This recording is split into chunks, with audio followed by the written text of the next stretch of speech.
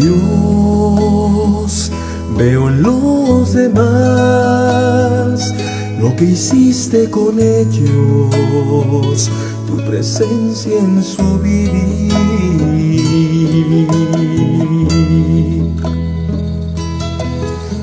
¿Cómo has podido usar la vida de otros para dar libertad y paz?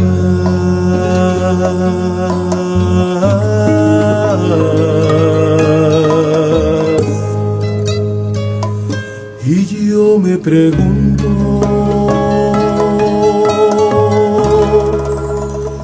oh Señor, tú me conoces muy bien,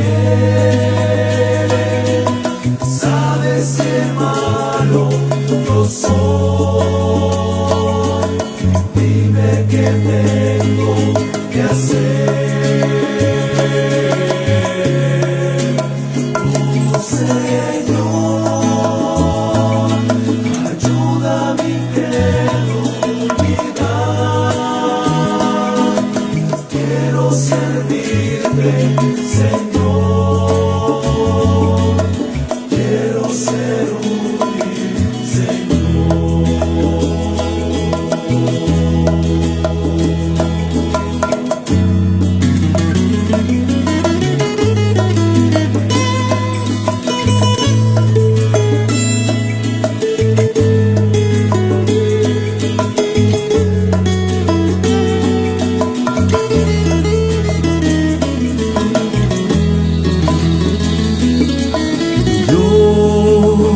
Qué indigno soy, hoy quisiera mirar tu luz, hoy quisiera mirar tu amor,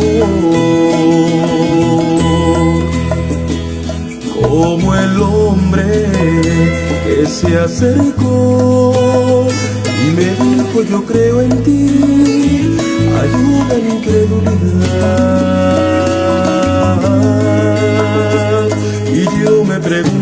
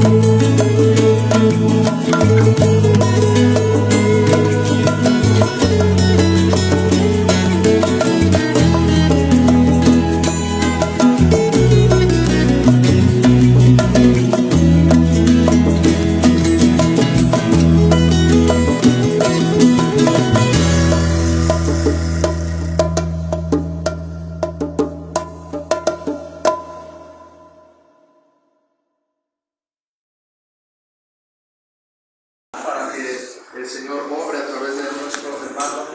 Vamos por favor al libro de Habacuc, todos por favor, síganme con sus Biblias. Libro de Habacuc es uno de los 12 libros de los profetas menores, no porque sean menor en importancia, sino que son capítulos pequeños. No son profetas mayores como Isaías, que tiene 66, como Jeremías, Lamentaciones, Ezequiel y Daniel. Profetas menores por el contenido. Habacuc, el libro de Habacuc, está entre Nahum y Sofonías. Muy bien. Habacuc. Estos 12 libros de los profetas menores, los judíos los consideran un solo libro y los dividen en 3 partes. Lo que era el juicio, lo que era ya la condenación y la esperanza. Así lo divide. Habacuc, pues le toca un poquito de juicio. Así que por favor, lean conmigo el capítulo 1 del versículo 1 al 4. Ahí mismo donde están sentados, vamos a leer todos en voz alta. Capítulo 1, versículo 1 al 4. La palabra de nuestro Dios dice así: la profecía que vio el profeta Habacuc. ¿Hasta cuándo, oh Jehová, clamaré y no oirás? Y daré voces a ti a causa de la violencia y no salvarás. ¿Por qué me haces ver iniquidad y haces que vea molestia? Destrucción y violencia están delante de mí, y pleito y contienda se levantan, por lo cual la ley es debilitada y el juicio no sale según la verdad. Por cuanto el impío asedia al justo, por eso sale torcida la justicia. Entramos ya en la Navidad, ¿verdad? Estamos ya en modo navideño, gracias a Dios. Y muchas personas se ponen diferentes tipos de metas, porque ya viene el año nuevo y va a empezar un año nuevo. Y dice, ahora sí, este año voy a leer un libro mensual, bueno, si no mensual, por lo menos en el año. Me voy a comprar un carro, una casa, voy a bajar de peso, voy a viajar, ahora sí voy a conseguir un trabajo, ahora sí voy a comprar algo que siempre he deseado, en realidad voy a llevar un curso, voy a aprender a tocar la guitarra, ahora sí este año es mi año, el 2023. Pero llega como la segunda semana de enero y resulta que se perdió el objetivo, la meta. ¿Por qué pasa eso? Dicen los estadistas que es porque no se sabe qué es lo que se quiere, cómo se piensa conseguir y por qué lo quiero. Entonces, cuando tú no respondes esas 3 cosas a la meta o el objetivo que tienes en tu vida, tú pierdes de vista la meta. Un ejemplo, quiero bajar de peso. ¿Qué es lo que quiero? ¿Qué es la meta de la mayoría de las personas? ¿No? Esas cosas no pasan aquí, pasan allá afuera. Quiero bajar de peso este año. ¿Qué es lo que quieres? Dime cuántos kilos quieres bajar exactamente. ¿Quieres bajar 5, 10, 15, 20 kilos? Segundo, ¿cómo lo piensas bajar? O sea, tienes que tener un plan. Así nomás por deseos. No, esto no es Santa Claus, nada por el estilo, no es nada de eso. No son fantasías. ¿Cómo lo piensas lograr? ¿Con ejercicio? ¿Con dieta? ¿O con una combinación de ambas? ¿O con medicamentos? Porque también hay ciertos medicamentos controlados y nutricionales que te pueden ayudar a bajar. O hasta médicos, farmacólogos,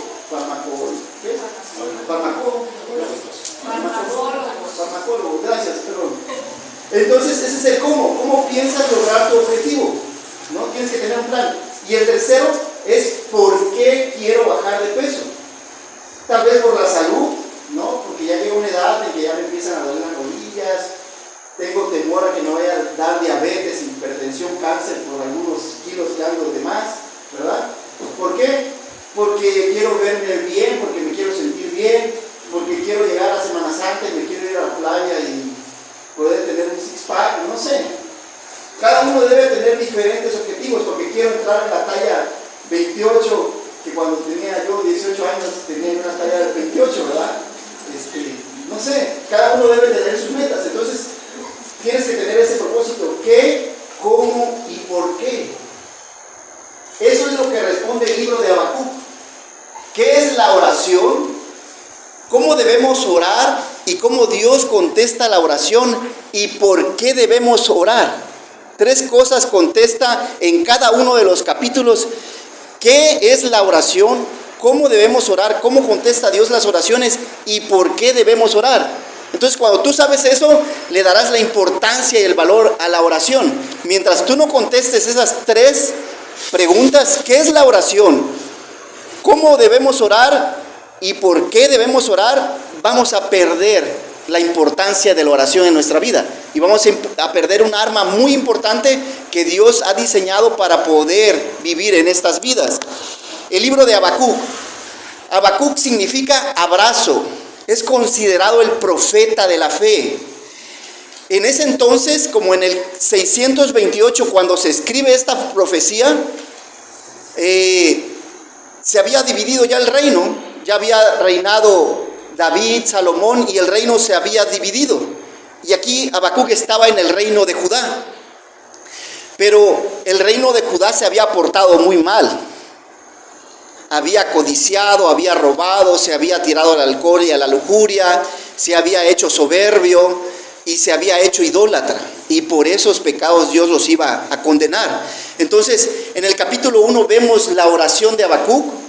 En el capítulo 2 vemos cómo contesta Dios. Y en el capítulo 3, ¿por qué? ¿Por qué contesta de esa manera Dios a la oración de Habacuc? Y vemos la soberanía de Dios durante todo el libro. Por eso el tema es de la incredulidad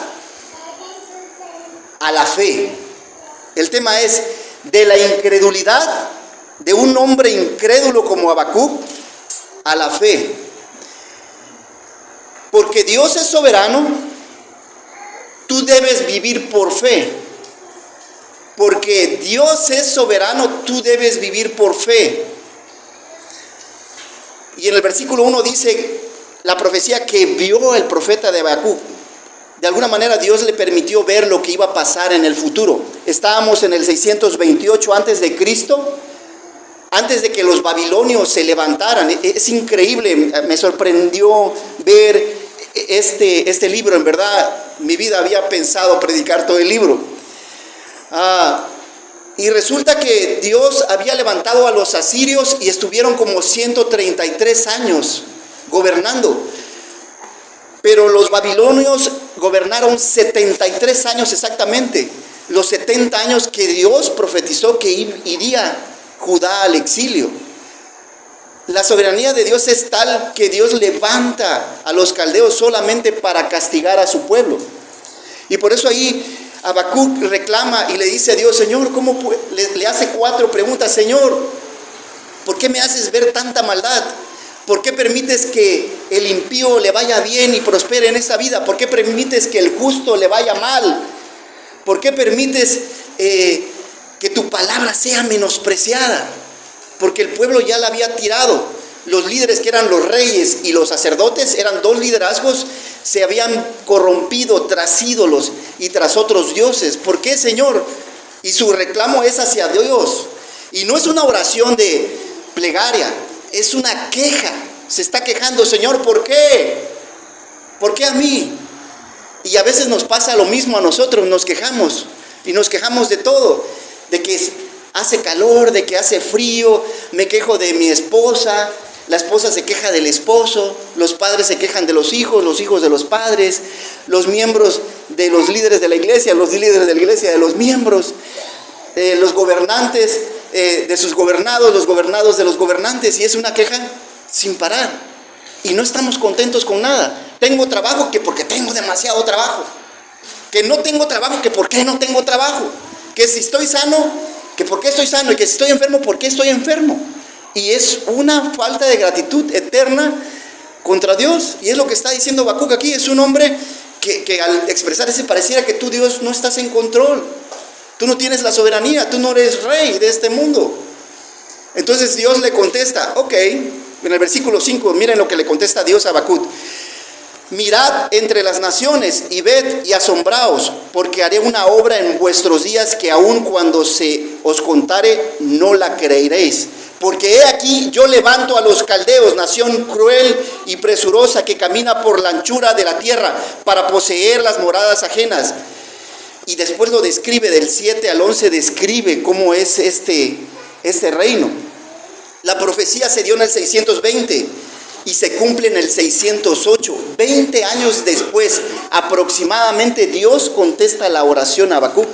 Los caldeos llegan y hacen pedazos la ciudad en 3 invasiones.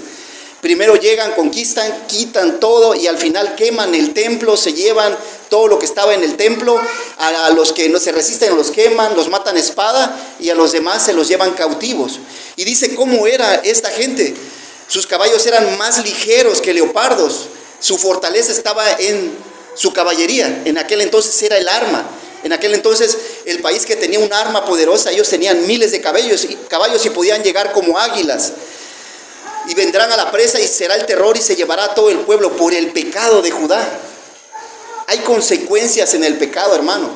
Dios va a juzgar nuestro pecado como lo está haciendo con Judá. Y si tú estás practicando algún pecado en tu vida, ahí escondidito, Dios va a juzgar tarde o temprano, va a juzgar el pecado que tú estés ahí consentiendo. Y el pecado es como un monstruito que a veces no lo puedes ver y lo tienes de aquel lado, ¿no? Y te da miedo. Pero después te haces su amigo y lo abrazas. Es un pecado, ¿no? Y lo besas y lo acaricias, pero después lo pasas de este lado y no te metas con mi pecado, por favor. Y lo defiendes. Y Señor, todo lo que tú quieras, pero no con mi pecado. Porque está escondidito allá, ¿no? Está allá en la bodega, allá en el ático, donde nadie crees tú que sabe, pero Dios lo sabe todo. Dios es soberano. Pero Dios va a castigar nuestro pecado. Cualquier pecado que pueda estar dominando tu vida, tienes que renunciar a él, porque Dios va a venir y te va a condenar y te va a juzgar. Sea de palabra, pensamiento, hecho, omisión, cualquiera que sea este pecado. Y aquí contesta, una de las formas en que Dios contesta la oración es de Habacuc es, a veces sabemos que Dios contesta con un sí, con un no, con una espera, pero como Dios es soberano, te va a contestar como a él le plazca. Yo voy a levantar, a ver, tú quieres que yo condene a Judá, está bien, voy a levantar a los caldeos. Por 73 años los hizo poderosos, y esos 73 años, 70 estuvo Israel en cautiverio. Así es de preciso nuestro Dios, nada más para contestar la oración de Habacuc. Tengo la soberanía para hacerlo. Y así los levantó. Después vinieron los medos y los persas y los hicieron pedacitos también en una noche, ¿no? Cuando vemos allá en Daniel de la escritura, la mano en la escritura, porque decidió no honrar a Dios y honrarse a sí mismo, lo mismo que le pasó a su abuelo Nabucodonosor por la soberbia. Y vemos cómo se describe el tipo de Babilonia que escarnece a los reyes, que dominaba reyes rápidamente en el 11, luego pasará como el huracán y ofenderá atribuyendo a la fuerza a su Dios.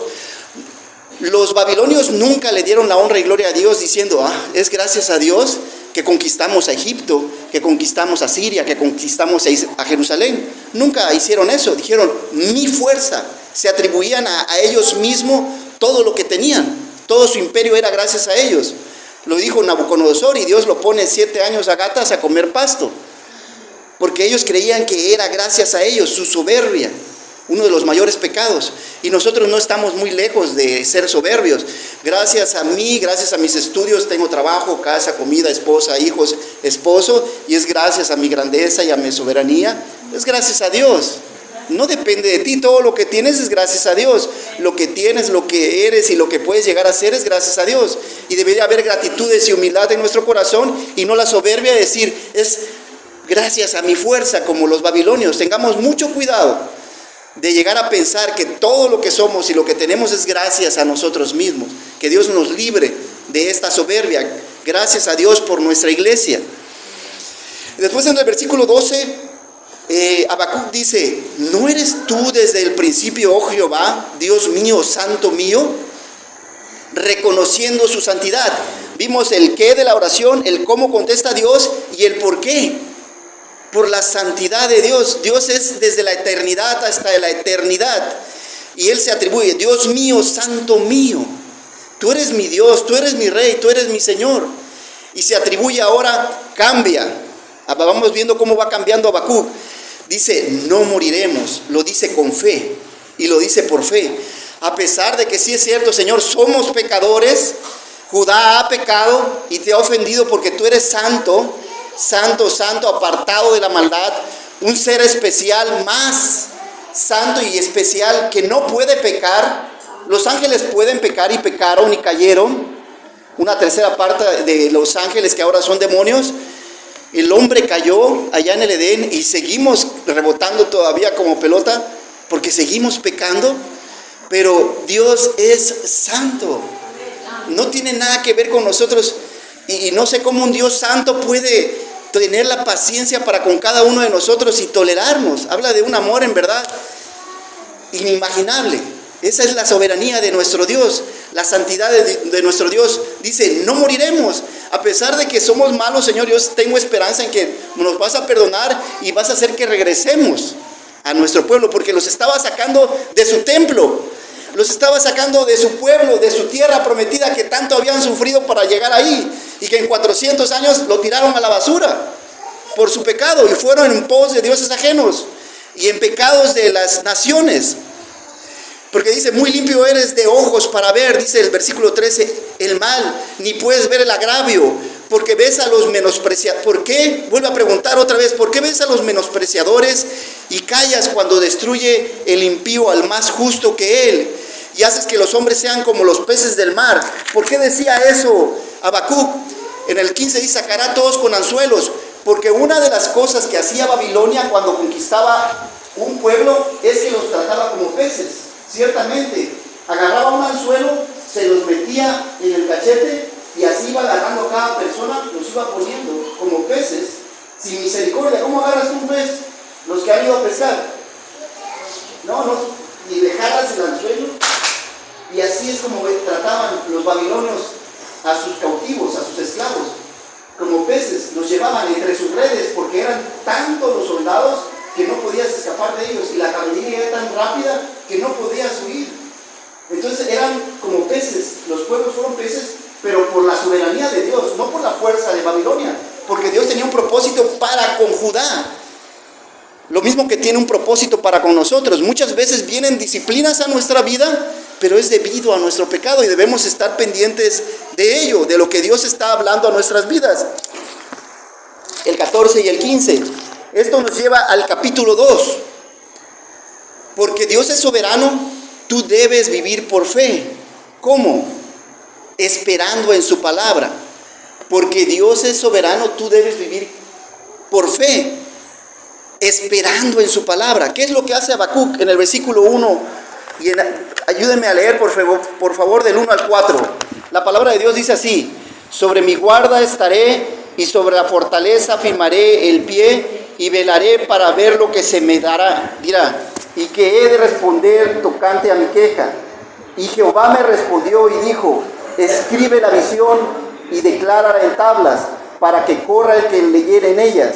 Aunque la visión tardara aún por un tiempo, mas se apresura hacia el fin y no mentirá. Aunque tardare, espéralo, porque sin duda vendrá, no tardará. He aquí que cuya alma no es recta se enorgullece, mas el justo por su fe vivirá. Muy bien, dice, sobre mi guarda estaré, como una atalaya. Él está esperando: Señor, ya hice mi oración, ahora espero tu respuesta. Y estoy pendiente en tu palabra, ¿qué es lo que me vas a decir? Y lo mandó a escribir esta profecía para todos nosotros, para los que estaban en ese entonces, para que los que creyeran huyeran, porque iba a venir eso dentro de 20 años aproximadamente. Los que creyeron huyeron, no sé qué tantos fueron, porque en el tiempo de Noé avisó durante 120 años que iba a llover y se iba a inundar la tierra, y nadie hizo caso. Lo mismo con Sodoma y Gomorra, lo mismo con todos los pueblos de los reyes y los profetas que estuvieron, Isaías, Jeremías, que estuvieron avisando: van a ir a Siria, van a ir a Babilonia, van a ir esclavos. No pasa nada. Puedo seguir pecando, nadie lo va a saber. Puedo seguir pecando, pero Dios lo sabe y te dará un castigo a su tiempo, en un día, un año, 10 años. Va a llegar, cualquiera que sea el pecado que estés practicando. Entonces dice, guarda, y Dios le contesta. ¿Qué le dice? He aquí que aquel cuya alma no es recta se enorgullece. Es la soberbia contra la humildad. Hay dos tipos de hombre, nos dice Pablo: el hombre carnal y el hombre espiritual. El que vive por la fe de la palabra de Dios, por la fe en Cristo, y el que vive como quiere vivir, ¿no? Es un hombre soberbio, confía en sus riquezas, confía en que se lleva bien y tiene empresas y tiene millones y tal vez se conoce con políticos, con hombres poderosos y sigue confiando en sí mismo. Pero viene una enfermedad y la enfermedad, con todo el dinero del mundo, nomás no vas a poder sanarlo porque Dios es nuestro sanador. Y cuando viene necesidad te puedes quedar en la calle de la noche a la mañana.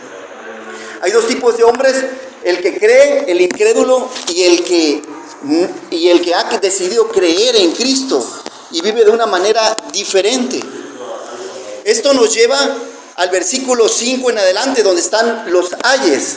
Dice que el 5, el hombre soberbio es borracho y es algo que propaga a los demás.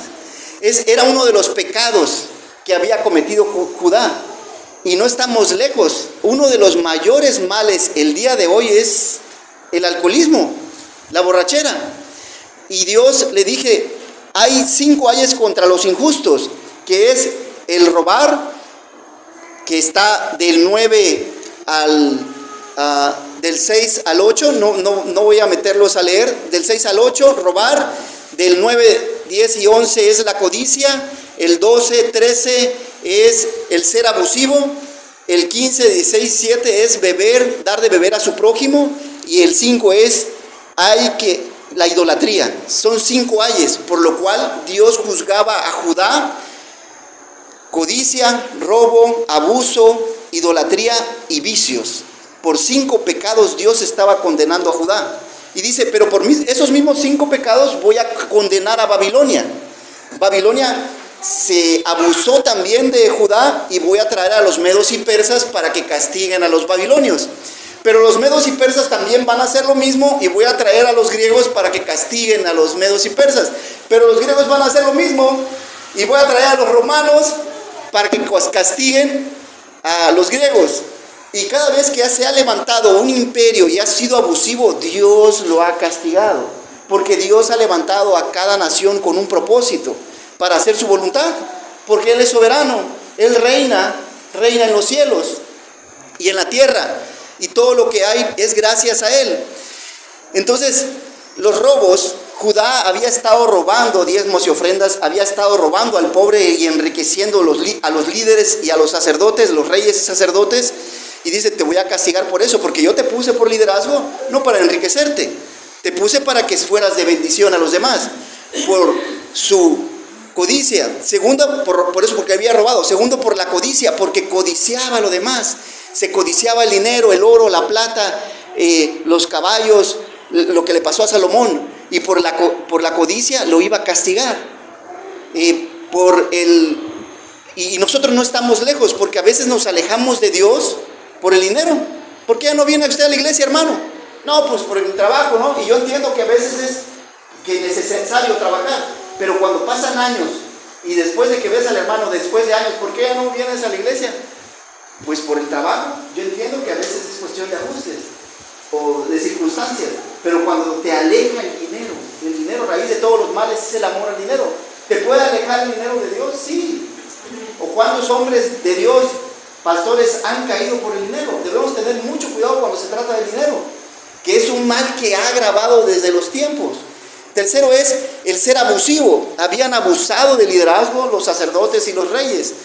Y nosotros no estamos lejos, a veces, hermanos. A veces como esposos abusamos de las esposas o viceversa, de los hijos, como jefes de los empleados, ¿verdad? En la iglesia tengamos cuidado también con el liderazgo de no abusar, porque Dios va a demandar de tu autoridad, porque hay padres que se enaltecen sobre los hijos y son soberbios, y Dios va a llamarte la atención a través de tus hijos. Cuando ya después no te obedezcan, pues tal vez hubo un poquito de soberbia y fuiste un poco abusivo cuando no debiste haberlo hecho. De ahí sobre el alcoholismo, sobre los vicios, y que das de beber y entra la lujuria, y a través del alcohol entran muchos males. Y yo creo que es uno de los males más agravados que hay el día de hoy. Alcohol hay en todo el mundo. Vas a todos lados donde el alcohol existe en sus diferentes versiones, pero trae mucha maldad. Entra a través del alcohol, entra divorcios. Cuando choca un carro, de cada 10 accidentes de carro, 9 están relacionados con el alcoholismo. Pues es un mal realmente terrible, que ya existía desde el tiempo de Noé, desde Egipto, por allá lo inventaron, y hasta el día de hoy es algo que sigue agravándonos. El alcohol, tengamos mucho cuidado porque es, una vez las personas que entran en este vicio es difícil salir, no es tan sencillo. Llegan a los grupos y ya no lo vuelvo a hacer, y están en la cárcel y ya no vuelvo a estar en la cárcel, y están en el hospital vomitando sangre y ya no vuelvo a estar en el hospital, y están en el anexo y ya no vuelvo. ¿Cuántos anexos lleva dejado? No, pues como unos 20, ¿no? Pero nunca entienden, pero es un mal que ha venido de generación en generación, y abramos los ojos, porque nosotros somos ejemplos de hijos y de nietos, y muy seguramente en las familias que nosotros pertenecemos, hay ese mal, y sobre todo en esas fechas, donde te van a invitar muy seguramente un poquito de todo, ¿verdad? Pero que sea agua. Y bueno, termina el capítulo 2, mas Jehová está en su santo templo, calle delante de él toda la tierra. Por su santidad de Dios no va a permitir el pecado. Dios va a condenar y va a juzgar el pecado, cualquiera que sea, a cualquier persona, sea rico, pobre, fuerte, débil, inteligente, ignorante, creyente, no creyente, por igual. Es lo bonito de nuestro Dios, que es justo. Y aquí Habacuc le dice, a ver, Señor, es que tú no castigas a Judá. Y cuando le dice, oye, los caldeos, y él dice, oye, Señor, pero como que se te está pasando la mano, ¿no?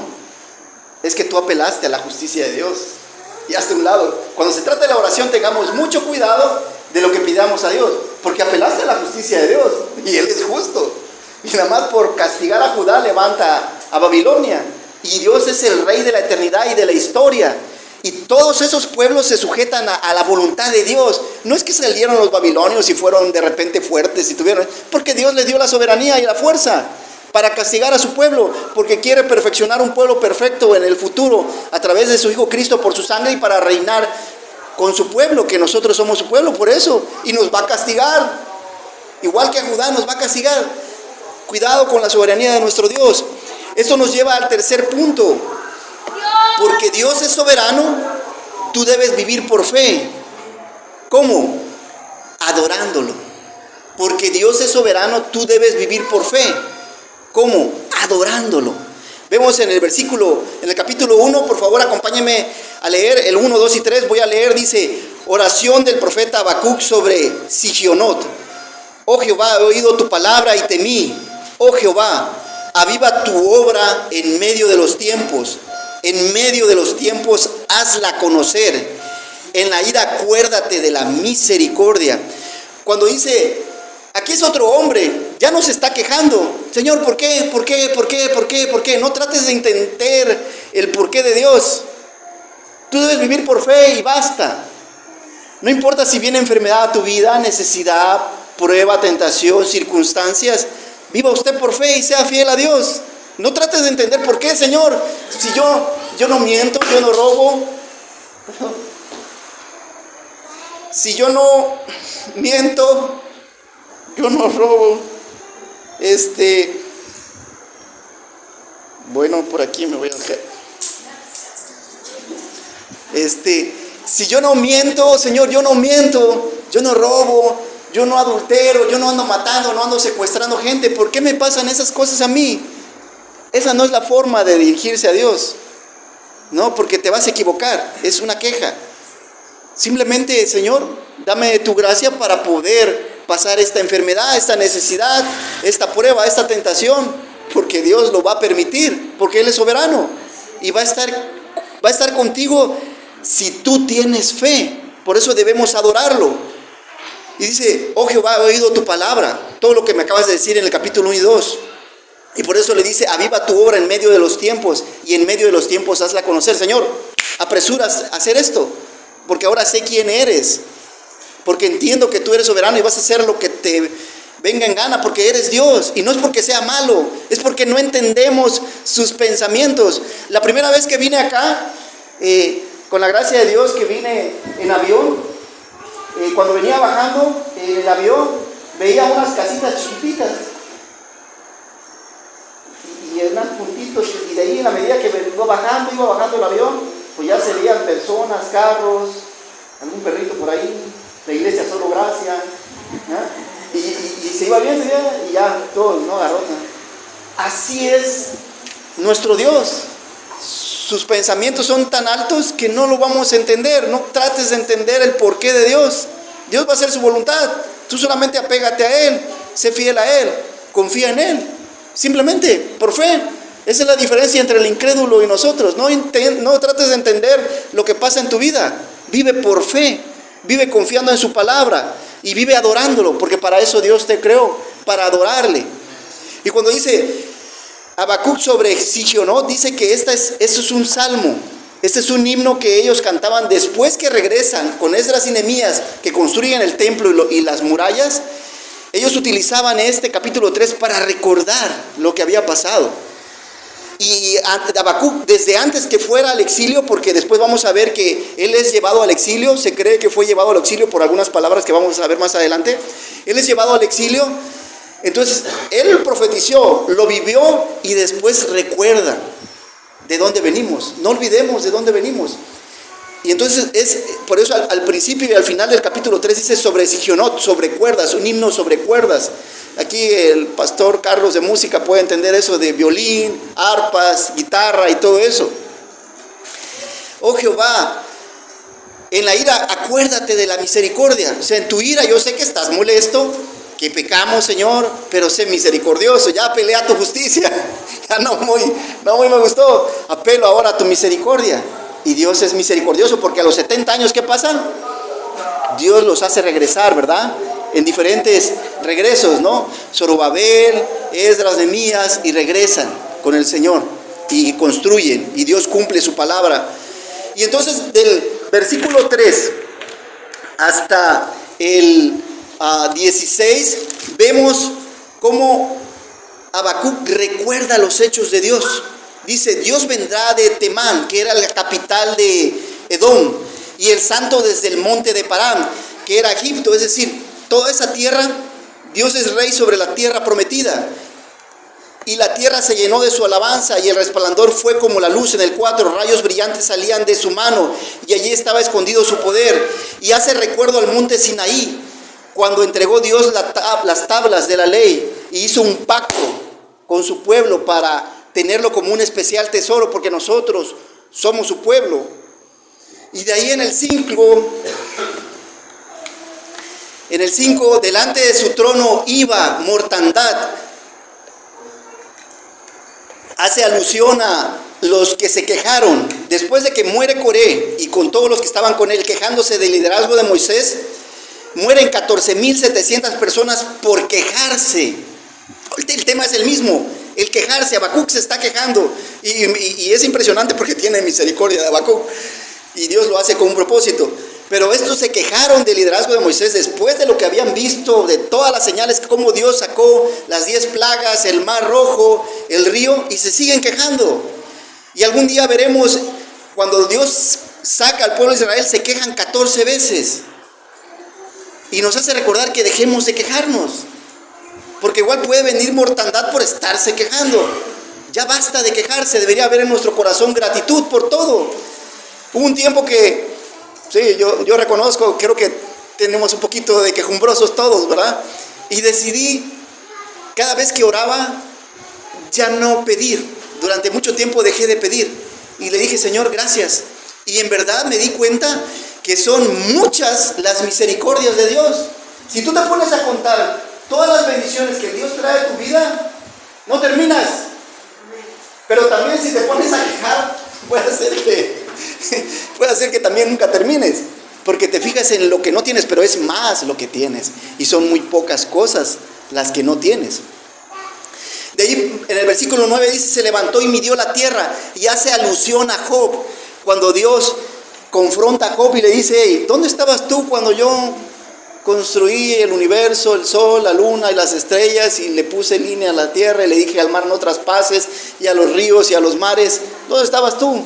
Porque fui yo quien construyó este universo y esta tierra. Y nos habla de la soberanía de Dios, del Adonai, el Dios de la creación. Y todos los collados antiguos se humillaron. El 7, he visto tiendas de Cusán, y cómo Dios derrotó a sus enemigos egipcios, asirios, babilonios, sin que Israel metiera las manos. Y le dice en el versículo 8, te airaste, oh Jehová, contra los ríos. ¿Se acuerdan cuando abrió el río Jordán para que pasaran las 12 tribus? Cuando también en el mar Rojo, dice, contra los ríos te airaste, fue tu ira contra el mar, en el versículo 8, contra el mar Rojo, y lo abrió también, y puso su autoridad sobre el mar Rojo. Y en el 9 se descubrió enteramente tu arco. Los juramentos a las 12 tribus fueron palabra segura. Todo lo que les prometió a las 12 tribus, Dios lo cumplió. Y el día de hoy sigue cumpliendo su palabra. Dios sigue siendo fiel. Nos ha dado familia, nos ha dado salud, nos ha dado hijos, nos ha dado una iglesia. Somos esa tribu de donde salió, de allá de Egipto, que Dios ha permanecido fiel y la ha cuidado. Y nos ha dado hijos, y nos ha dado nietos, y trabajo, y salud, y todo lo que tenemos, y todo lo que somos es gracias a esta soberanía, y a este cuidado, y a este amor de Dios. Y de ahí nos hace, en el versículo 10 dice, te vieron y tuvieron temor los montes, pasó la inundación de las aguas, el abismo dio su voz, y hace remembranza al diluvio, como Dios cuidó a Noé, a su familia, y cómo cuidó a la creación. En el 11, el sol y la luna se pararon en su lugar. Habla de Josué, cuando llegaron y los atacaron los amorreos, y se puso a orar y levantaron la mano. ¿Te acuerdas? Moisés allá, y se paró el sol y la luna durante todo un día. Dios le está recordando a Habacuc, hey, yo he hecho grandes grandezas en tu vida, para que tú tengas temor a donde te llevo, que es Babilonia. Aún allá te voy a cuidar. Y entonces no importa cuál sea la circunstancia en que esté metido, hermano o hermana, acuérdate de todas las bendiciones que Dios te ha dado en el pasado. Está como esa historia, ya les he contado, de los dos ancianos, uno que llega de 100 años y se llega quejando, me duelen las rodillas, los pies, los huesos, la garganta, ya no veo bien, ya no escucho bien. Y se la pasa quejando, pero llega el otro de 100 años también y dice, Señor, te agradezco por los 100 años, porque durante 100 años no tuve todos estos dolores, pero ya este último año, pues ya me tocó. Entonces, también depende mucho de la actitud, ¿verdad? ¿Cómo vas a enfrentar los últimos años? ¿Con gratitud, recordando como Habacuc toda la grandeza de nuestro Dios en su palabra, o quejándonos con los achaques? Es una decisión que cada uno ha de tomar. Yo te sugiero que recuerdes toda la grandeza de tu juventud, cuando te casaste, con los hijos, cuando trabajabas, cuando eras, pero el día de hoy eres también, porque es parte de la vida, subir y bajar, física, mental y espiritualmente, en el sentido, pero espiritualmente debemos de crecer cada día, ¿verdad? Pero físicamente, pues el físico va cada vez, va menguando. Y debemos en el 12, con ira hollaste la tierra, y habla de que conquistó reyes, socorrió en el versículo 3 a Israel, venció a la casa del impío, a Faraón. En el 14, horadaste con tus propios dardos la cabeza de sus enemigos. Y hasta el 15 y el 16, en el 15, caminaste en el mar con tus caballos. Fue Dios quien venció a Faraón y no Israel, ni las manos metió el pueblo de Israel para vencer a Faraón. Dios lo libró cuando así lo decidió. Y Dios lo ha de hacer con nosotros. ¿Cómo? En Hebreos 13 dice que mas el justo por la fe vivirá. Y Pablo le dice a los judíos, hey, lo mismo le pasó al pueblo de Judá, que no le hizo caso a Habacuc. Lo mismo le va a pasar a ustedes, que no le están haciendo caso a Pablo. Y lo mismo le va a pasar a esta generación que no escuche la palabra y la fe que es en Cristo Jesús. Pero tenemos esperanza. Lo mejor está por venir, hermanos. Lo mejor está por venir. ¿Por qué? Como esta hermosa ilustración de una hermana que decide morir con un tenedor de oro. Y estando en su ataúd, dice, quiero que pregunten por qué tiene ese tenedor de oro. Pues la gente llegaba y se asomaba, ¿no? ¿Y por qué tiene la hermana el tenedor de oro en su sepulcro? Porque quiere decirles que lo mejor está por venir. Lo mejor está por venir, hermanos. Así que no importa cuál sea el problema, la necesidad o la enfermedad que estás viviendo, lo mejor está por venir. Dios lo ha preparado y lo ha diseñado para sus hijos y para su pueblo, porque nos ama y lo ha demostrado por los siglos. Y lo ha demostrado en tu vida, 10, 20, 50, 70 años. El tiempo que llevas viviendo, Dios ha sido fiel y permanecerá fiel. porque viene lo mejor. Vino Cristo, nos dio salvación y Él va a venir por segunda vez por su iglesia y nos llevará al reino, a reinar con Él eternamente y para siempre.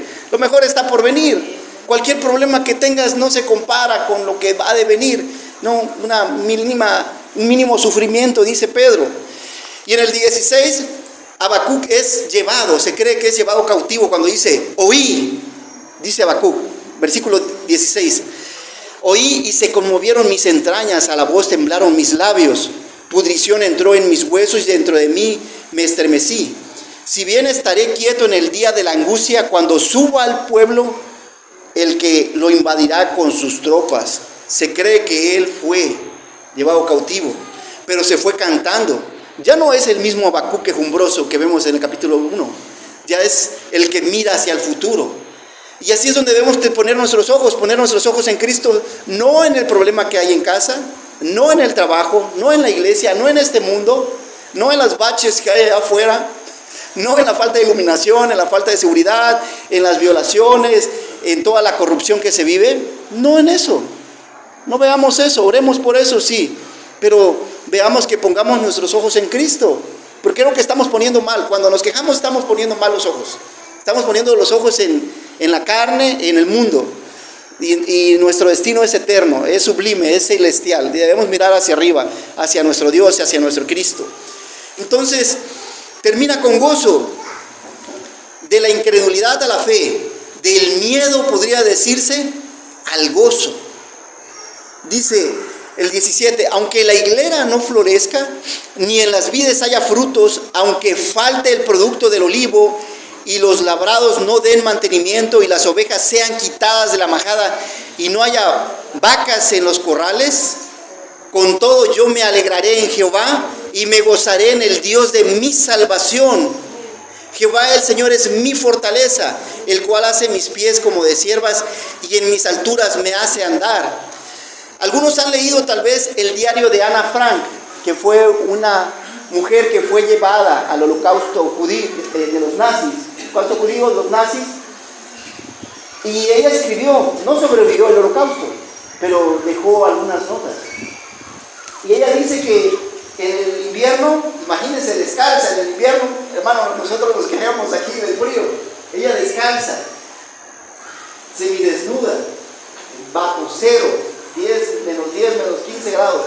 Y dice que iban a trabajar todos los días con un pedazo de pan podrido en los diarios que ella... Y dice, ellos no pueden robarme el gozo.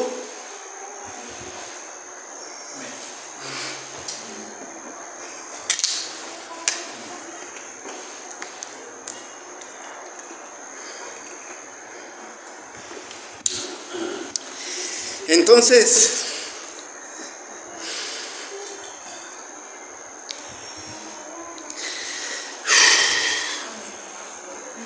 nada.